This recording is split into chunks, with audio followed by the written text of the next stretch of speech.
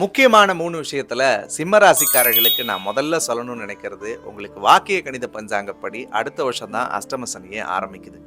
March 6ஆம் தேதி சனி ஆரம்பிக்க போகுது. அதுக்கு முன்னாடி இப்ப இருக்கிற 8 மாசம் சூப்பரான நேரம். அதுல முக்கியமா 10ல இருந்த குரு 11க்கு வந்திருக்காரு. 11ல குரு வந்தா ஏற்கனவே வேலையில இருந்த பிரச்சனை சரியாகும், பண பிரச்சனை சரியாகும், பெரிய லாபத்தை கடவுள் கொடுப்பாரு, வேலை மாற்றம் வரும், தொழில் மாற்றம் வரும், எல்லை மாற்றம் வரும். இதெல்லாம் மனசுல வச்சுக்கோங்க.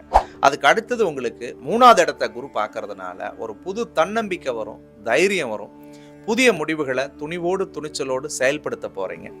நண்பர்களால் உங்களுக்கு ஆதாயம் கிடைக்க போகுது. அண்ணன் தம்பிக்குள்ள இருந்து வந்த சிக்கல்கள் சரியாகும். 3வது நபர்களால் பெரிய யோகம் கடவுள் உங்களுக்கு கொடுப்பார். பஞ்சமஸ்தானத்தை குரு பார்த்துச்சுன்னா கண்டிப்பா திடீர் யோகமும் திடீர் அதிர்ஷ்டமும் திடீர் பணவரவும் சிம்ம ராசிக்காரர்களுக்கு இந்த வருஷத்துல வந்தே தீரும்.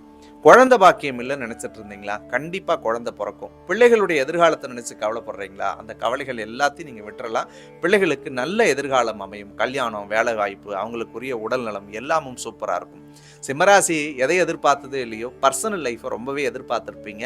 3வது விஷயமா முக்கியமானதா சொல்ல போறது, 7ல ஏற்கனவே சனிராக இருந்தாலும் ராசியில கேது இப்போ வந்திருக்கிறதுனாலையும் ஃபேமிலி லைஃப்ல நிறைய பிரச்சனையோட வாழ்ந்துட்டு இருந்தவங்களுக்கு குரு பார்வை 7வது இடத்தை பார்க்கறதுனால குடும்பத்தில் ஒற்றுமை, சந்தோஷம், நிம்மதி இருக்கும்.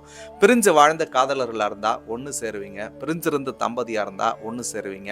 காதலே இல்லை அப்படின்னு சொல்கிறவங்களுக்கு புதிய காதல் மலரும், புதிய உறவுகள் உங்களை தேடி வரும். என்ன கடைசியாக சொல்லணும்னா, எந்த உறவுகள் உங்களை தேடி வந்தாலும் கொஞ்சம் கவனமாக இருங்க, பொறுமையாக இருங்க. அப்படி இல்லாட்டி அதில் தேவையில்லாத பிரச்சனை வரும்.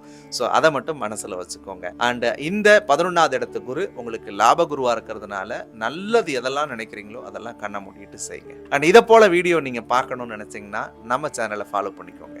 வணக்கம்.